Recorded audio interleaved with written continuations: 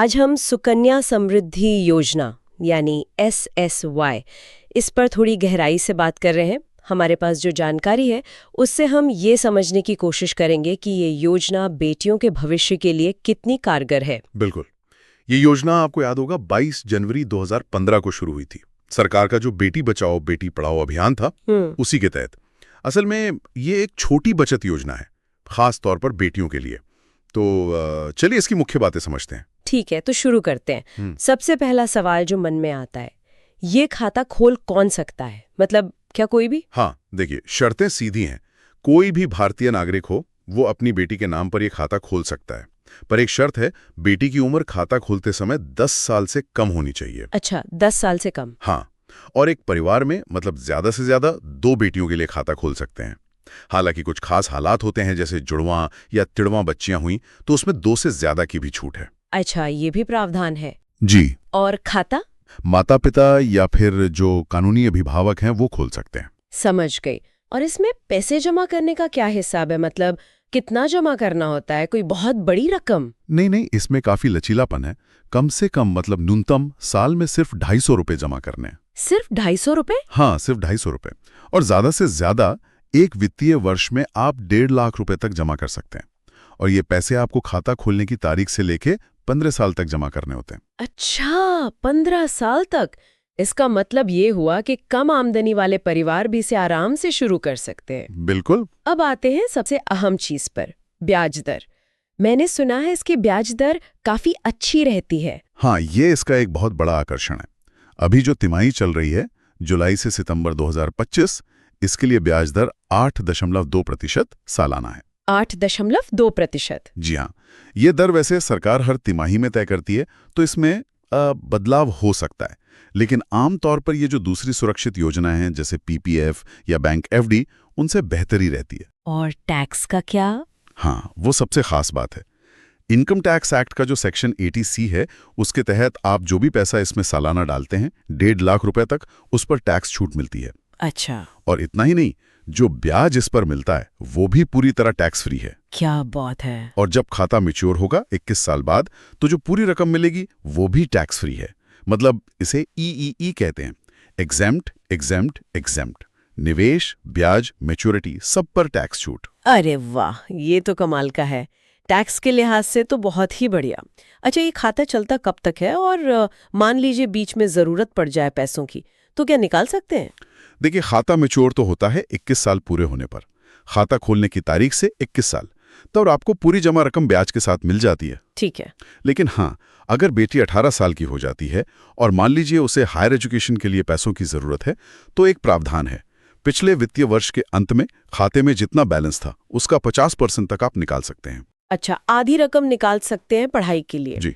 और एक और स्थिति है, अगर बेटी की उम्र 18 साल हो गई है और उसकी शादी तय होती है, तो भी आप समय से पहले खाता बंद करके पूरी रकम निकाल सकते हैं। तो जरूरत के वक्त पैसा निकालने का रास्ता है ये अच्छी बात है। अब एक और सवाल, सुरक्षा का। इसमें कोई रिस्क तो नहीं है? आजकल लोग निवेश में सुरक्षा पहले देखते हैं। नहीं, देखिए, ये पूरी तरह से सरकार की गारंटी वाली योजना है, तो इसमें आपका जो मूलधन है और जो ब्याज है उसके डूबने का कोई खतरा नहीं है, बिल्कुल सेफ है। ये शेयर बाजार से तो नहीं जुड़ा है? नहीं, इसका शेयर बाजार के उतार चढ़ाव से कोई लेना देना नहीं है, तो वो रिस्क भी नहीं है।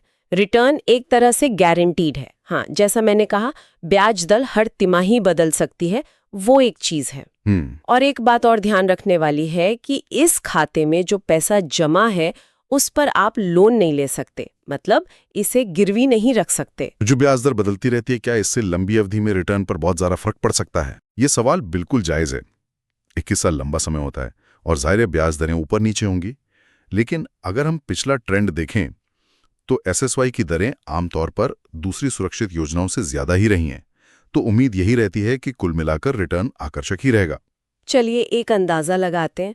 अगर कोई हर साल मान लीजिए 50,000 रुपए जमा करता है इस खाते में, तो जब ये मैच्योर होगा तब कितना पैसा मिल सकता है? ठीक है, अगर हम आज की दर यानी 8.2% को ही मानकर चलें, हालांकि ये बदल सकती है, और मान लें कि बेटी जब 2 साल की थी तब खाता खोला और हर साल 50,000 रुपए जमा किए पूरे 15 साल तक, तो जब 21 साल पूरे होंगे, यानी जब बेटी 23 साल की होगी, तब मैच्योरिटी पर अंदाजन 22 लाख से 23 लाख के आसपास मिल सकते हैं। 22-23 लाख, ये तो काफी अच्छी रकम है। जी हाँ, बेटी की पढ़ाई या शादी जैसे बड़े खर्चों के लिए ये एक बहुत बड़ी मदद हो सकती है। बिल्कुल, ये आंकड़ा सुन के तो लगता है कि ये वाकई फायदेमंद है।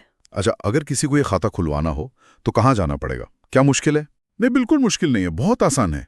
आप किसी भी नज़दीकी पोस्ट ऑफिस में जा सकते हैं या फिर जो अधिकृत बैंक हैं, सरकारी और प्राइवेट दोनों, उनकी शाखाओं में खुलवा सकते हैं। जैसे कि SBI है, PNB है, bank of Baroda, HDFC bank, ICICI bank, ऐसे कई बैंक्स हैं। अच्छा, लगभग सभी बड़े बैंक। हाँ, ज्यादातर बड़े बैंक।